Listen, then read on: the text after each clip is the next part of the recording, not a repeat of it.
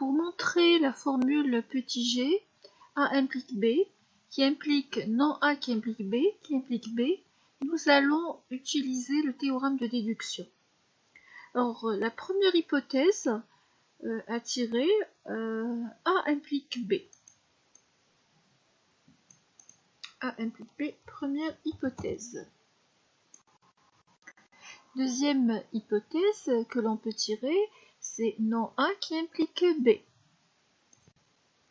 À partir de ces deux hypothèses, on va essayer de déduire B.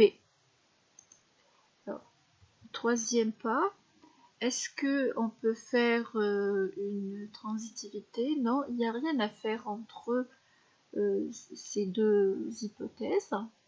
Troisième pas de la démonstration, on peut écrire le théorème E.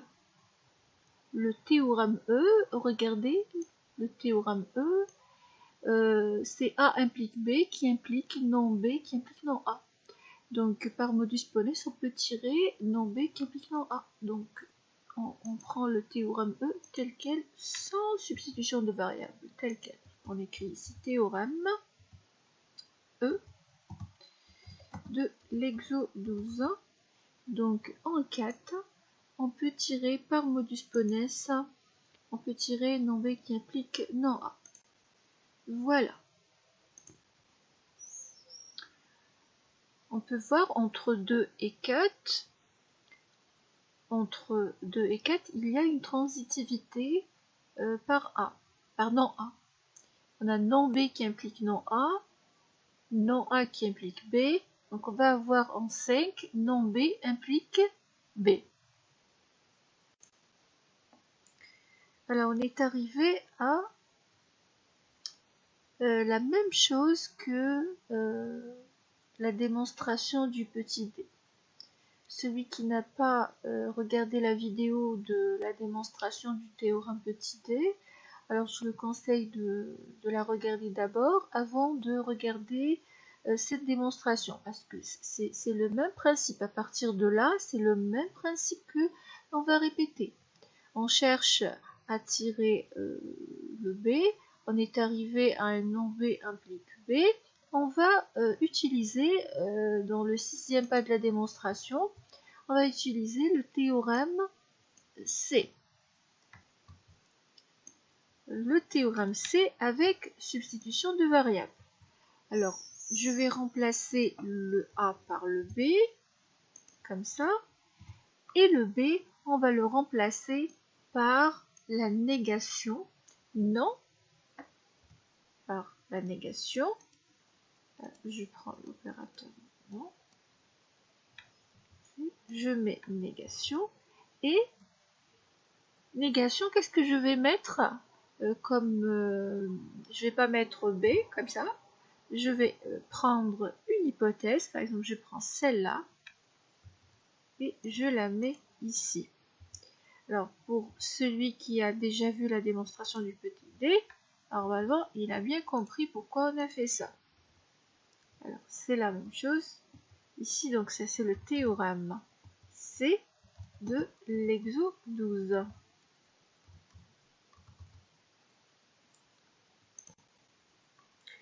Le septième pas de la démonstration, on va construire l'axiome 2 sur la base de cette proposition. On va faire comme ça. Voilà. Ça c'est le théorème. C'est l'axiome 2. Après, donc entre 6 et 7, on peut tirer ça par modus ponens. Donc pour le 8e pas, je tire toute cette partie par modus ponens.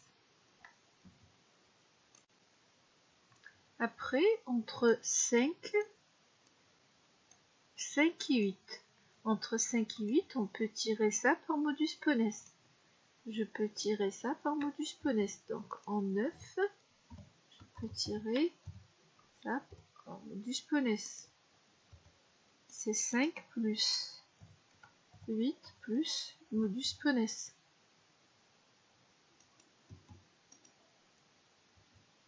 Et puis en 10, on peut écrire l'axiome 3 sur la base de ça. Je peux écrire l'axiome 3. Voilà. L'axiome 3 donc est facile à écrire. Après, en 11, on va obtenir entre 9 et 10, on peut tirer ça par modus ponens.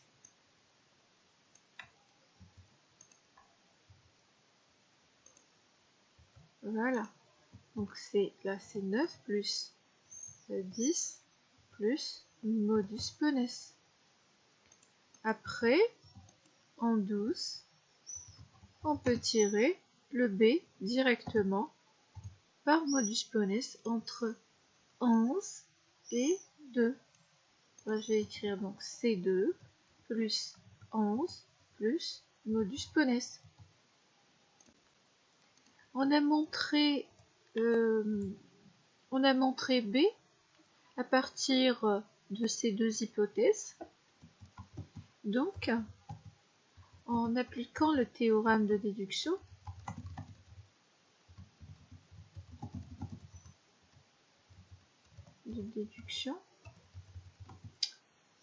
on obtient